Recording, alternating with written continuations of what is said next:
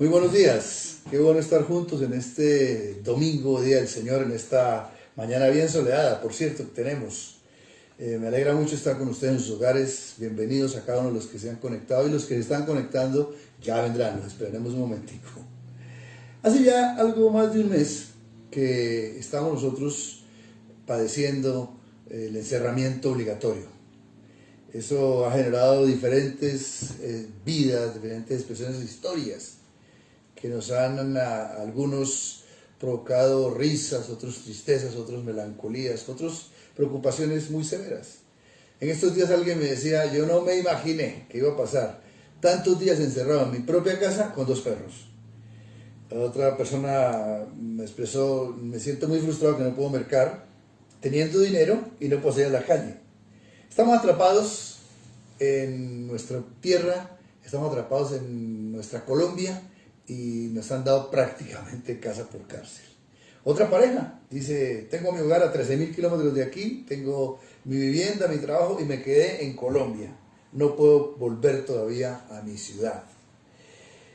Nuestra familia tenía planeado desde hace un año el cumpleaños 90 de nuestra propia mamá.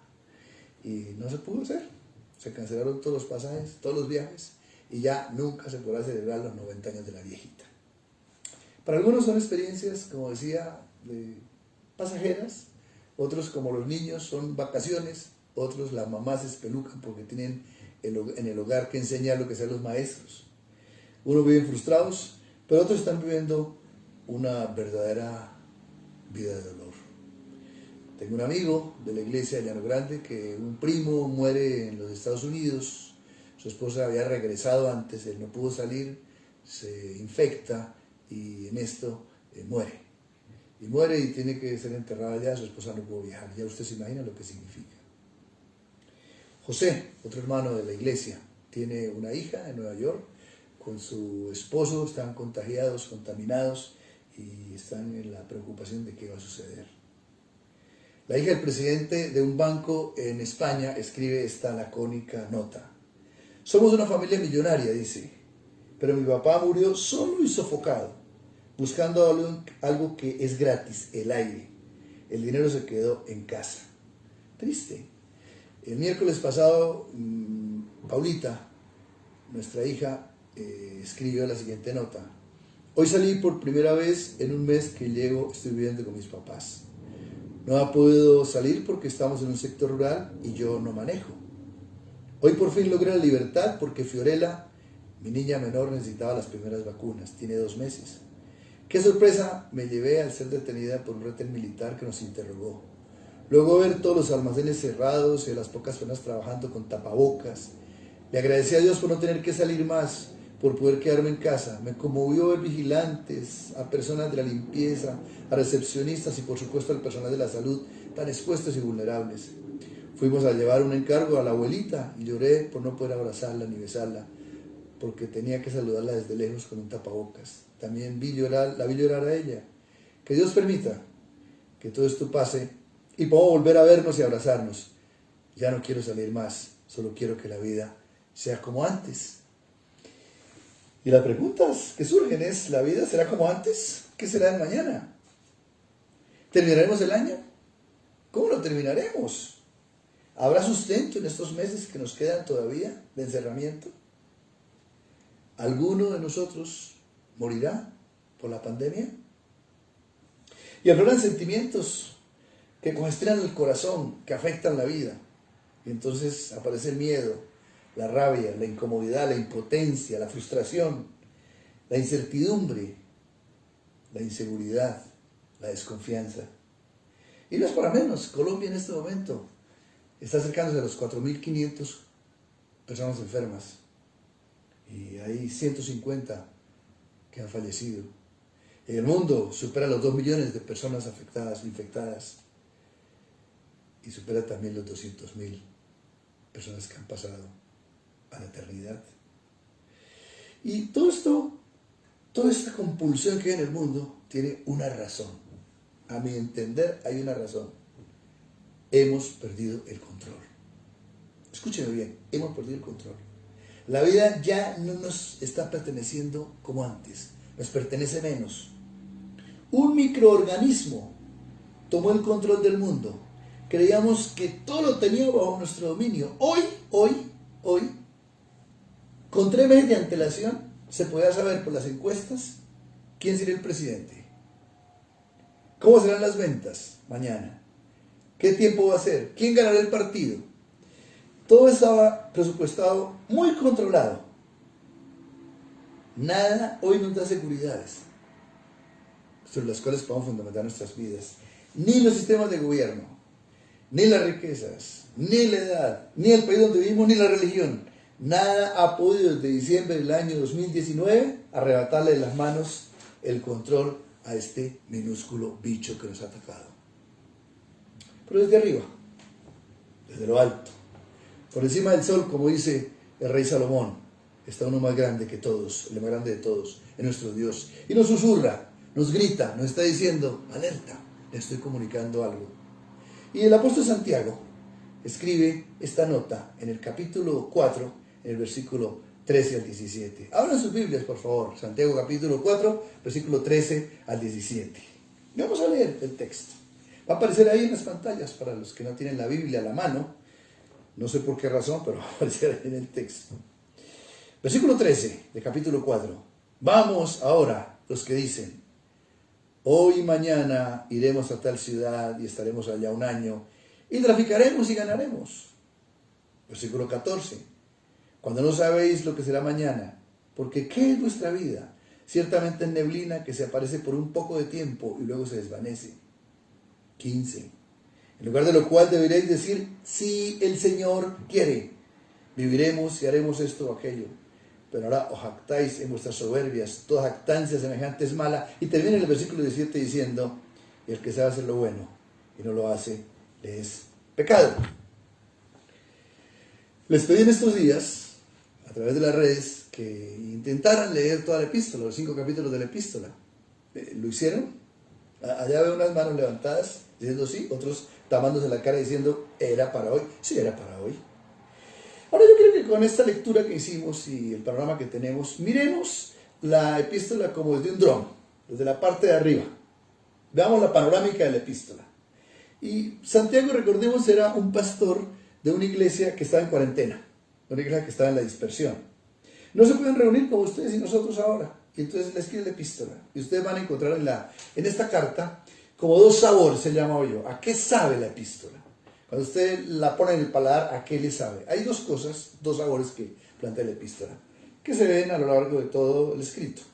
El primer sabor es un sabor dulce. Ahí aparece el pastor con un corazón tierno llamando a sus lectores, amados hermanos, hermanos míos. Y les ama, y les anima la fe, les afirma las victorias que han tenido frente a la tentación. Bienaventurado aquel. Y como les afirma, les dice, sigan adelante, sigan ganando la batalla a la tentación. Les llama la atención para que el amor no sea parcializado. Cuando llega un rico a la iglesia y hay un pobre, no le quite el asiento al pobre, páselo al rico. Eso no es justo, dice, eso no es correcto. Hermanos, amémonos los unos a los otros. Y también les recuerda la coherencia que tiene que haber entre la fe y la acción. Diría, ¿cómo dices que tienes fe y no has pensado en que esta situación de pandemia puede haber dejado familias de la iglesia suya sin que comer? Ojo, que tu fe coincida con tus obras, que tus obras coincidan con tu fe. Termina el corazón del pastor animando a que sean pacientes. Dice, al fin y al cabo el mundo tiene sus propias crueldades. Difícil que vivamos en este mundo. Y termina diciéndoles, pongamos la mirada un poco más allá. Pongamos la mirada hacia el que ha de venir. Esperemos la venida del Señor, que Él hará las cosas diferentes para cada uno de nosotros. Y finalmente les dice, les recomiendo la oración. El cristiano necesita orar, el cristiano requiere la oración. Dice, y cuando usted esté contento, cante alabanzas como las que esta mañana cantamos tan hermosas. Con ese grupo que es sofisticado, nos hemos vuelto de diferentes partes. Se reunieron y cantaron juntos alabanzas al Señor. Y nos dirigieron para decirle, Señor, hay algo de contento en nuestro corazón y por eso te adoramos. Pero también dice, pero cuando estén tristes, estén afectados, estén enfermos, oren los unos por los otros y oramos esta mañana también por los que están enfermos, pidiéndole a Dios que tuviera misericordia de aquellos que les afecta un cáncer, una cirugía pendiente, un niño pendiente de un trasplante, tantas personas que están sufriendo. Entonces los unimos y animaba a sus lectores a que oraran. Y dice, si tú has cometido pecado, la oración de confesión es muy importante. Confesar los unos a los otros las ofensas y cumplirse la ley de Cristo. Entonces, ese es el sabor como dulce del apóstol, el sabor que anime, el sabor que bendice a la comunidad, que siente que está afectuoso con ella y quiere animarla en medio de la cuarentena. Pero también hay un sabor extraño en la epístola, que es el sabor amargo. Sabor amargo que también se ve en mucho tejido en la epístola. Y empieza en el capítulo primero de una vez a decirle, los ricos piensan que se afianzan y que su vida es fuerte porque son ricos. Dice, tengan cuidado, porque su vida es como la flor del campo, que hoy es y mañana deja de ser. Y les exhorta fuertemente a que no basen su firmeza, su capacidad, su existencia en lo que tienen. Y luego le dice a los que, usando la sabiduría, se vuelven arrogantes y juzgan a los demás y creen que tienen el mundo en sus manos, y les dice, no crean que eso es correcto, ustedes son más bien personas que tienen que mirar cómo arrepentirse y someterse al Señor, porque sus oraciones en esas condiciones jamás serán oídas. Y al final de la epístola hace un discurso muy fuerte hacia las personas que son adineradas, pero no porque sean adineradas, sino porque son explotadoras de los pobres, los engañan, les quitan las pensiones, los echan en una pandemia, no le respaldan en medio de las necesidades. Entonces dice, el Señor está bien desde los cielos, el Señor vengará la injusticia suya. Un poco antes de este discurso, el hermano Santiago, también en un sabor de censura, hace los versículos que leímos. Y empieza con una declaración desafiante. Vamos ustedes los que dicen. Y plantea esa porción desde tres perspectivas, que la vamos a dividir así. Vamos a ver tres aspectos, tres perspectivas del argumento que plantea Pablo frente a la arrogancia del ser humano, frente a la soberbia del ser humano que cree que todo lo controla. La primera perspectiva tiene que ver con dos expresiones que evidencian la soberbia del ser humano. La encontramos en versículos 13 y 14 y quiero volverme a referir a ellos. Vamos ahora a los que decís. Hoy y mañana iremos a tal ciudad y estaremos allá un año y traficaremos y ganaremos. Cuando no sabéis lo que será mañana, porque ¿qué es vuestra vida? Ciertamente es neblina que se aparece por un poco de tiempo y luego se desvanece. Las dos expresiones de exhortación están, la primera está basada en lo que dicen. ¿Qué dicen? La vida está en mis manos. Iré, viajaré, plantaré, haré negocios, acumularé, viviré a mis anchas. Esa es una expresión de soberbia. Hago lo que yo quiero. Controlo mi vida, controlo mi tiempo. A donde yo voy, lo que hago, todo lo controlo, lo tengo en control. Decido por mi propia cuenta. Soy autónomo de mi existencia. He titulado de paso esta exposición bíblica como la soberbia de la autonomía. Hoy Santiago nos mira a nosotros y nos dice, se queda como mirándonos a nosotros después de 2000 años y pone la mirada en la comunidad del encuentro con Dios y nos dice, tú no eres así. No has hecho lo que has querido. Has luchado por tus sueños. Planeas para lograr tus metas. Vas, vienes, fracasas, obtienes logros, te quejas, me pides. Ahora mismo estás frustrado porque tus planes se fueron a pique. Lo que has planeado ya no será y posiblemente nunca volverá a ser. Vamos ahora a los que decían que tenían el control del mundo en sus manos. Es una exhortación muy fuerte, de soberbia, que dice, es una soberbia muy grande. Dice, y el que hace esto es una persona que se jacta en su soberbia.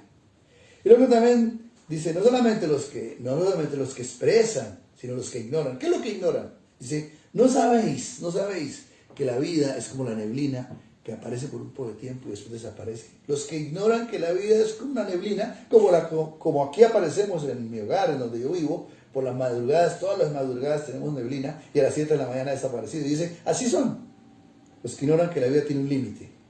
Eso es arrogancia, es soberbia, pensar que somos eternos. Y planean como si nunca se fuera a acabar la vida. Seguramente bien les recuerdo la historia de este hombre que Jesús relata en la palabra de Dios cuando dice, había un hombre que tenía mucho dinero y un día se sentó y lo miró y dijo, yo lo que necesito hacer es ensanchar los graneros. Los ensanchó, terminó su obra, los llenó, se sentó y dijo, ahora sí, alma, come y bebe, disfrutemos de esta tierra, disfrutemos.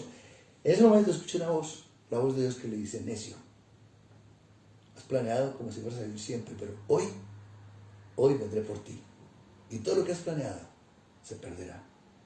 Es soberbia ignorar la temporalidad en que vivimos, la temporalidad a la cual estamos sometidos. Es soberbia planear de acuerdo a nuestras determinaciones. De otro lado, planear ignorando lo que dice la canción. Nadie es eterno en el mundo. Esa es la primera perspectiva que plantea el apóstol. Es esa lucha entre tomar el poder, el gobernar el tiempo, el espacio, mis decisiones, y por otro lado, ignorar que somos temporales. La segunda perspectiva la encontramos en el versículo 15. Vea lo que dice. En lugar, a cambio, en contraposición, corrige, resuelve el problema. Deberíamos decir, si el Señor quiere, viviremos y haremos esto o aquello. La segunda perspectiva tiene que ver con el remedio a la soberbia humana. Si primero es la evidencia de la soberbia humana, la exhortación a esa soberbia, la segunda es la respuesta, el remedio a la soberbia humana. La solución a la soberbia que está camuflada en planeación efectiva, planeación responsable, progresista, no conformista, la solución es decir, si el Señor quiere. Es una expresión como muy conocida por nosotros. Yo me acuerdo que siempre en mi hogar mi papá decía, si Dios quiere. Y uno dice también, si Dios quiere. Como saliendo del paso, como que dice que Dios le dé la bendición a lo que yo he determinado hacer. Si Dios quiere es para que no me vaya mal. No necesariamente es porque yo quiero que Dios quiera. Entonces, si el Señor quiere, yo quiero que desmenucemos estas tres como afirmaciones. Si el Señor quiere. Si el Señor quiere.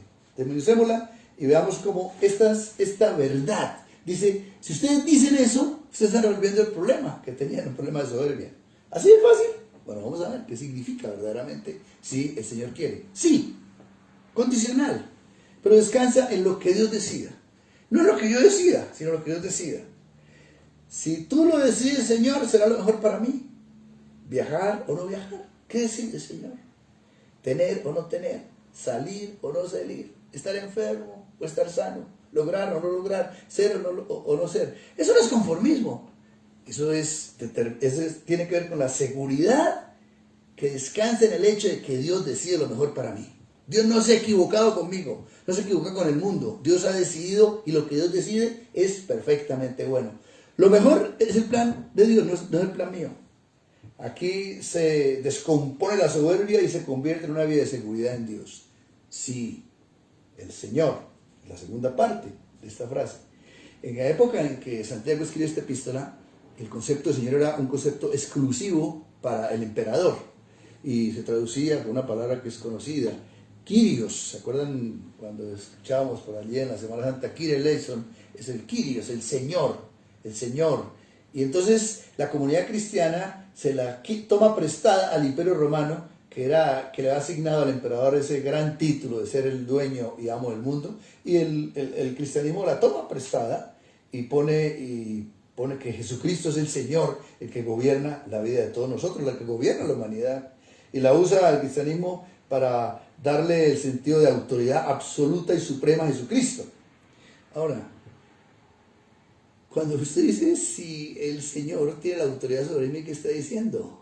Si el Señor decide lo mejor para mí, si el Señor decide lo mejor para mí, pero si es el Señor, a la final estoy sujetándome al gobierno de Él. La solución a la soberbia es justamente el sometimiento, la sujeción, al gobierno de Jesucristo. Es una sujeción cultivada.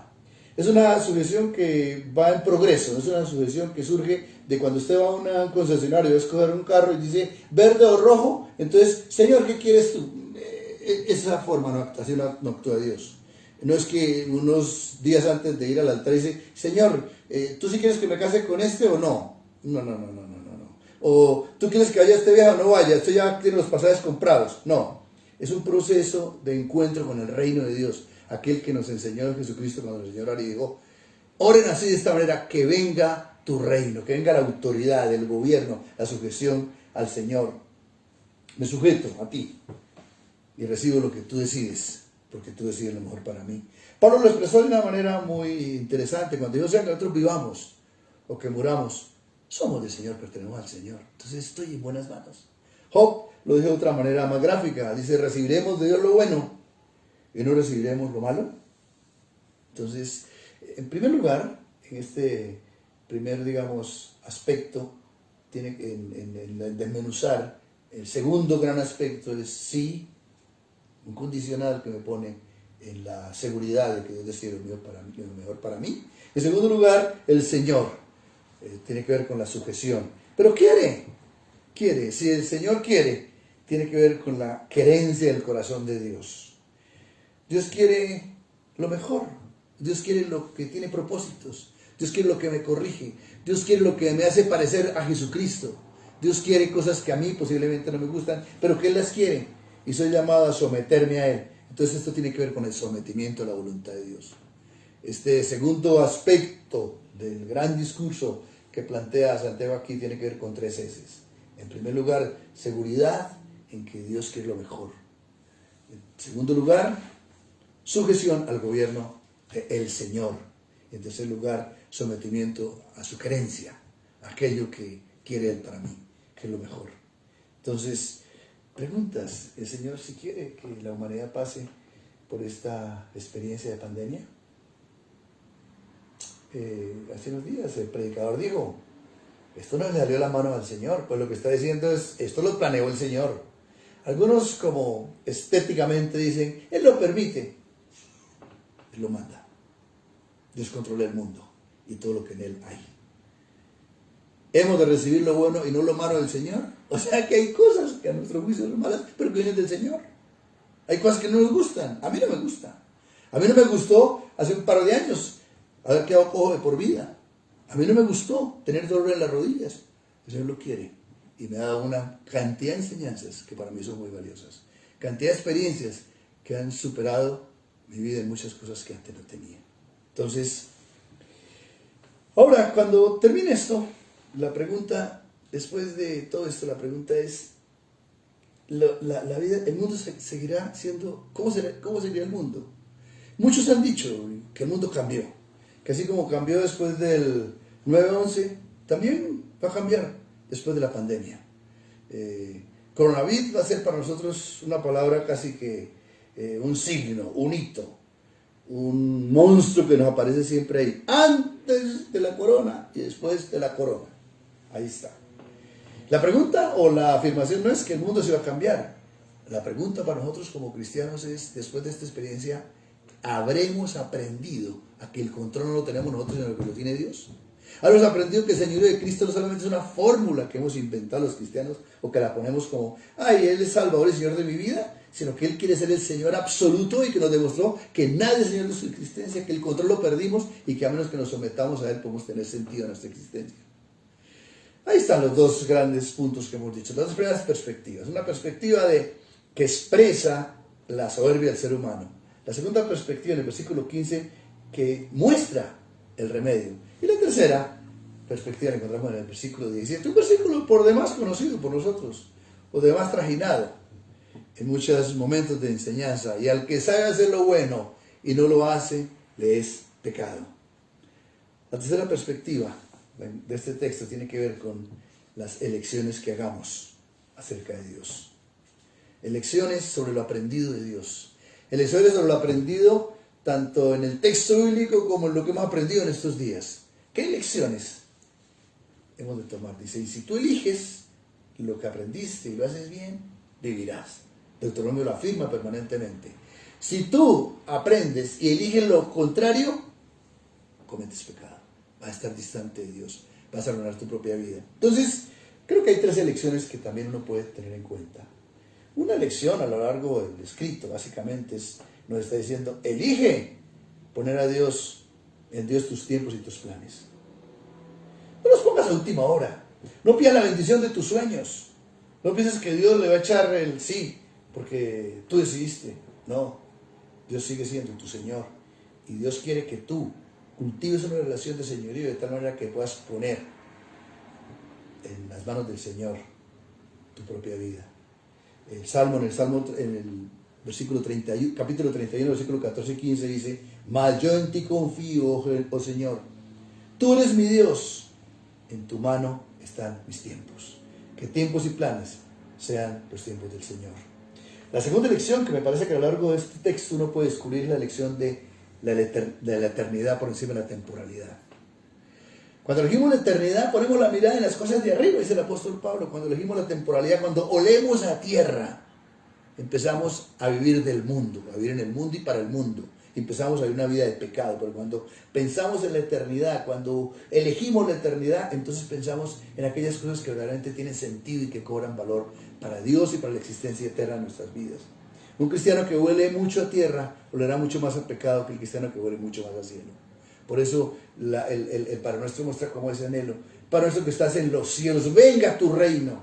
Y al final termina diciendo: pero que tuyo es el reino y pues la gloria. Ven, Señor Jesús, porque quiero estar contigo. Por eso terminamos Maranata, porque anhelamos eternidad. Yo anhelo eternidad. Esta tierra está demostrado, como dijo la canción, no vales un plomo que dispare para matarte. La verdad. Entonces nos decepcionamos cada vez más de la tierra y pongamos la mirada en el cielo. Pongamos la mirada en aquel que es el Señor del cielo y de la tierra. Y otra lección que nos invita el Señor a hacer es elegir el Señor de Jesucristo. Así aseguramos que podemos disfrutar lo que Él tiene para nuestras vidas. Cuando Él es el Señor de nuestras vidas, podemos disfrutar la belleza de una flor, el abrazo de un niño, el beso de la esposa, una comida rica, caminar juntos por el campo, estrenar un par de zapatos, acostarnos en la camita muy bien la noche, levantarnos y dejarnos que el sol nos abrace. Podemos disfrutar cuando cuando Jesucristo es nuestro Señor. Entonces, me gozaré, dijo el profeta Habacuc, me gozaré en el Dios de mi salvación, quien hace mis pies como de cierva y me hace caminar en las alturas del Señor, aunque las cosas no existen. Antes de terminar orando por nosotros, yo quiero repetir todo el esquema que hemos planteado para que usted lo lleve en su corazón. Hemos dicho que estos 5 versículos de la epístola de Santiago, en el capítulo 13 capítulo 4, versículo 13 al 17, tiene como 3 perspectivas en que él la divide. En primer lugar, él hace una exhortación doble por la soberbia del ser humano. Que en segundo lugar, da un remedio a esa soberbia, si Dios quiere. Y en tercer lugar dice: elijan lo que han sabido, lo que han aprendido. El que sabe hacer lo bueno y no lo hace es pecado, pero al contrario, el que sabe hacer lo bueno y lo hace es bendición para su vida. Esos son los 3 aspectos que hoy tratamos, que aparecen en su pantalla para que los tengan en el corazón guardados. Ahora sí, quiero orar por nosotros. Quiero pedirle al Señor: sé de tristezas de muchas personas, sé de alegrías de otros. Han recibido mercados de personas de la iglesia, han recibido dinero también para sus compras de mercado y están agradecidos. Sé también de otros que están con miedos. ¿Qué pasará mañana?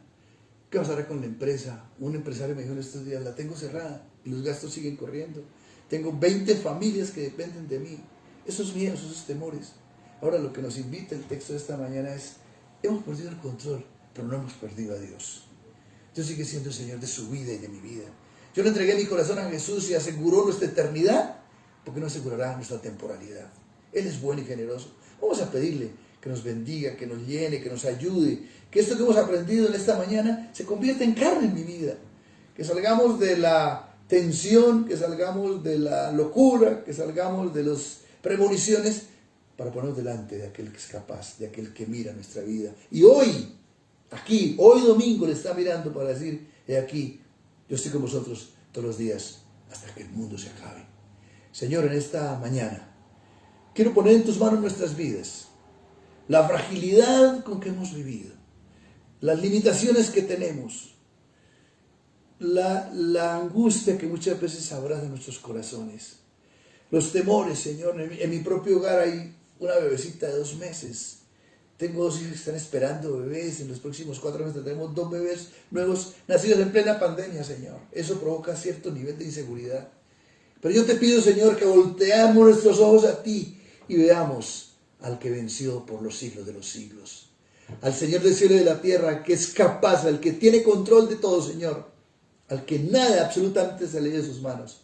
Yo te pido que cuides el corazón de las personas, que cuides la salud de los médicos, que cuide la provisión de los que están en necesidad, que cuide el corazón de aquellos que tienen, Señor, y les animes a dar hacia otros que no tienen. Padre, que cuide nuestras vidas de acuerdo a tu soberanía. Bendícenos, Señor. Seca las lágrimas de aquel que sufre. Calma el dolor de las noches de angustia de muchas personas. Alguien me decía, estoy angustiado viviendo en una encerrona, me siento que me falta el aire, no sé qué hacer. Señor, yo te pido que para esa persona la paz de Dios que sobrepasa todo entendimiento guarde su corazón y su vida. Que podamos decir, el Señor nos ha ayudado, hasta aquí el Señor ha sido nuestro Dios. Bendícenos, Padre, ponemos nuestra vida en tus manos. Si Dios quiere, pasaremos. Si Dios no quiere, no pasaremos. Pero sea que vivamos o sea que muramos, te pertenecemos a ti. Quiero también hacer una oración por aquellos que necesitan a Jesucristo. Estos días son días para pensar seriamente en la eternidad de nosotros, seriamente en quién responde por su vida. Y yo quiero orar por ustedes para pedirle que el Señor venga a su corazón, que el Señor cambie la angustia de la condenación en el gozo de la salvación. Ore conmigo esta oración. Si usted está por primera vez y ha sido invitado por algún amigo de la comunidad, si usted al repetir este mensaje durante la semana lo vio casualmente, usted necesita a Jesucristo. La palabra de Dios nos invita a invitarle a Él a que venga a nuestros corazones, a cambiar nuestra vida. Dígale al Señor esta oración. Dígale así: Señor Jesucristo, hoy, al perder el control de mi vida, yo te entrego lo que soy para que tú controles el presente y la eternidad. Hoy, Señor, quiero recibirte como el Salvador y el Señor, el que sí quiere para mi vida la salvación. Te entrego lo que soy, Señor. Te entrego mi pecado para que tú lo perdones. Te entrego mi tristeza para que tú la cambies en gozo. Te entrego mis angustias para que venga la paz tuya a mi corazón. Te entrego mi condenación para que la conviertas en salvación eterna. Hoy te recibo. Dígale así a Jesús: hoy te recibo como mi Señor y mi Salvador eternamente y para siempre. Bueno, y antes de terminar con nuestra despedida oficial, yo quiero hacer un anuncio para los niños. Tan pronto terminemos, después de ver los créditos finales de la programación de esta semana, yo quiero invitar a los papás que tienen niños pequeños, entre 3, 5, 6, 7, 8 años, para que se queden conectados, porque va a empezar en este momento por 10 minutos nada más un programa para sus pequeñitos. Lo hemos preparado especialmente para ustedes, entonces acompáñelos, bendígales y permita que la comunidad también entre al corazoncito de ellos. Entonces, antes de esto y antes de ver los créditos, quiero despedirme como cada domingo, cada vez que nos reunimos, recordando que el que ha de venir vendrá. Recordando una vez más y con el corazón así henchido de emoción, que digamos juntos a una sola voz allí en su hogar: Maranata. Ven, Señor Jesús. Una buena tarde y quédese para escuchar ahora los niños y ver un poquito la programación de esta semana. Dios les bendiga.